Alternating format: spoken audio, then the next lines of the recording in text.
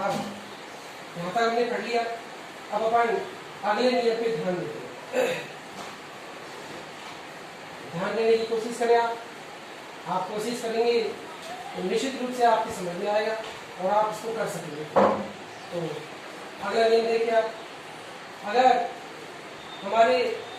दो वाक्यों को दैट से जोड़ा गया है, अगर किन्हीं दो वाक्यों को दैट से जोड़ा गया हो, दैट, अगर किन्हीं दो वाक्यों को दैट से जोड़ा गया हो, एक वाक्य तो दैट से पहले आ रहा है और एक वाक्य दैट के बाद में आता है। अगर दो वाक्यों को दैट से जोड़ा जाता है और दैट से पहले एक वाक्य आ रहा है, एक वाक्य दैट के बाद आ रहा है, ये जो दैट है अगर इससे पहले विस या विशेष, या तो विस या विशेष, इन दोनों में से कोई भी शब्द है, दैट से पहले अगर विस या विशेष शब्द दिया गया हो, दो वाक्यों को दैट से जोड़ा जाता है और दैट से पहले या तो विस या विशेष शब्द आता है। यह नियम जो हम दैट का पढ़ रहे हैं, यह नियम केवल तब लगता है जब दैट से पहले विस या विशेष शब्द आता है। अगर दो वाक्यों को दैट से जोड़ा जाता है और दैट से पहले विस या विशेष शब्द होता है, हम लोगों को कौन से शब्द होते हैं, विस या विशेष, और दैट के बाद में अगर हमसे क्रिया बनवाई जाती है तो वहां पे हम हमेशा वर्ब की सेकंड फॉर्म का प्रयोग करते हैं। अगर दो वाक्यों को दैट से जोड़ा गया हो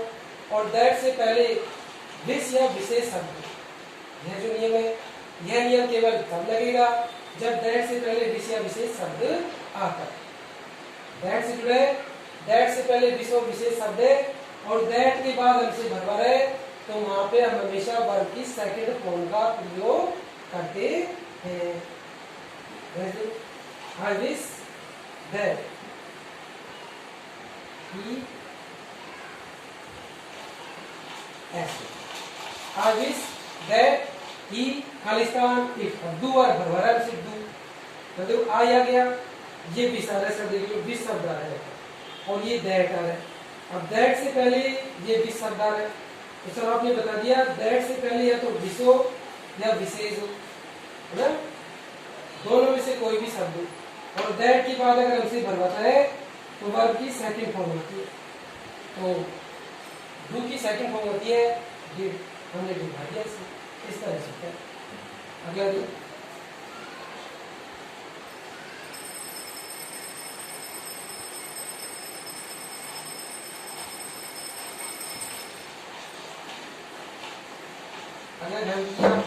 यदि किसी भी वाक्य में शब्द हमारे बाय या बिफोर, अगर कोई भी अंग्रेजी का वाक्य हमारा ऐसा होता है जिस वाक्य में शब्द हो बाय या बिफोर, या तो बाय शब्द हो या बिफोर शब्द हो, अगर किसी भी अंग्रेजी के वाक्य में बाय या बिफोर शब्द होता है, या तो बाय शब्द हो या बिफोर शब्द हो, किसी भी अंग्रेजी के वाक्य में बाय या बिफोर शब्द दिया गया हो और इन शब्दों के बाद, जो शब्द है इन शब्दों के तुरंत बाद, बाय और बिफोर शब्द है, इन शब्दों के बाद में भविष्य का समय हो, future time, future time, by और बिफोर शब्द है, इन दोनों शब्दों के बाद में अगर भविष्य का समय होता है, आने वाला समय होता है, यदि बाय और बिफोर शब्द हो और इसके बाद में भविष्य का समय आने वाला समय यदि वहां पर हमें दिया जाता है और वहां पर हमसे करेक्ट फॉर्म की बात भरवाता है, तो फिर वहां पे हमें भरना होता है विल शैल हैव और वर्ब की थर्ड फॉर्म। यह नियम आप एग्जाम में, बोर्ड परीक्षा में कई बार आ चुका है, बड़ा महत्वपूर्ण नियम है। सर बाय और बिफोर शब्द है, बाय और बिफोर शब्द के बाद में अगर भविष्य का समय होता है, आने वाला समय आता है, वहां पे अगर हमसे करेक्ट फॉर्म की बात भरवाई जाती है तो वहां पे हमें भरना होता है विल शैल हैव वर्ब की थर्ड फॉर्म। यदि अंग्रेजी का कोई भी ऐसा सेंटेंस जिसमें बाय या बिफोर शब्द हो और बाय और बिफोर शब्द के बाद में भविष्य का समय दिया गया हो, आने वाला समय, भविष्य का समय, अगर वह समय हमें दे रहा है वहां पर, और वहां पे अगर हमसे correct form of the verb बनवाई जाती है तो हम हमेशा विल शैल हैव वर्ब की थर्ड फॉर्म का प्रयोग करते हैं। जैसे जो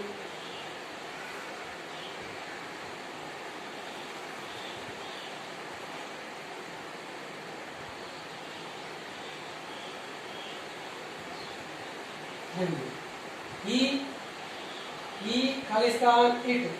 ये बिफोर आ गया, और बिफोर के बाद में देखो नेक्स्ट डे आता है,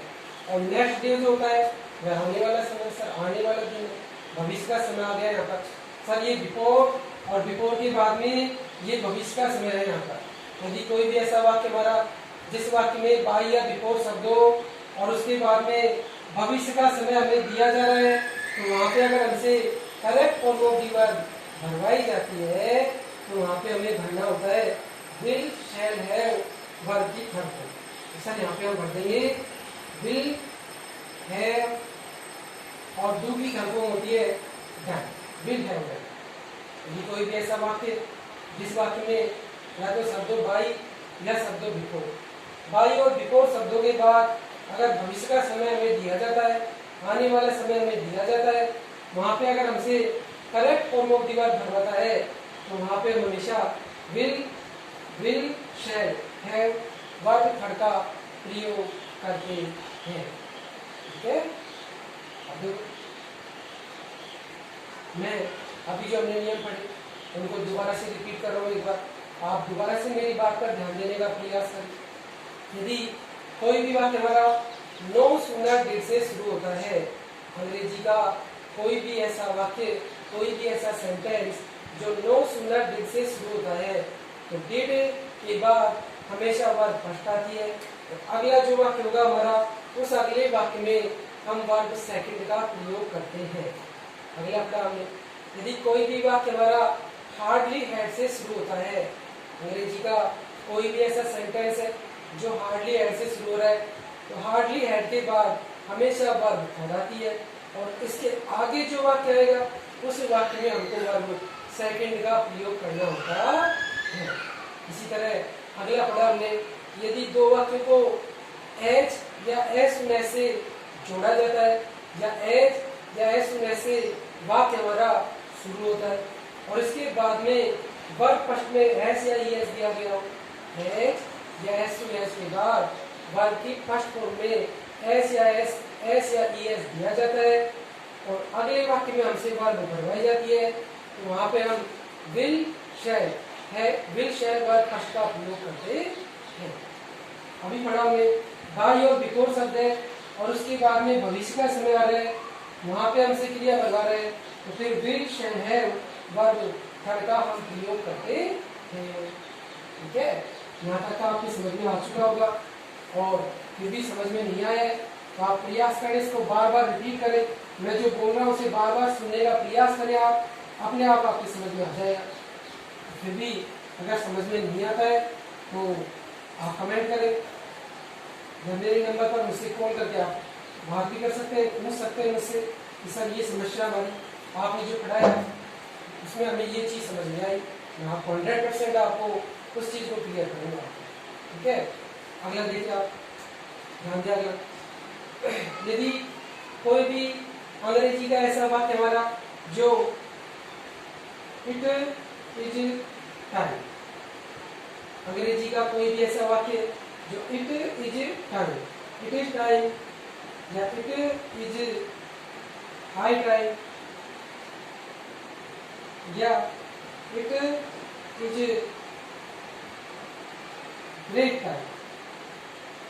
तीनों में से किसी भी शब्द से शुरू होता है अंग्रेजी का हमारा कोई भी ऐसा सेंटेंस हो जो it is time, it is high time या इट इज ग्रेट टाइम से शुरू होता है। It is time, it is high time, it is great time, तीनों में से किसी भी शब्द से शुरू होता है, और इस वाक्य में अगर हमसे क्रिया बनवाई जाती है,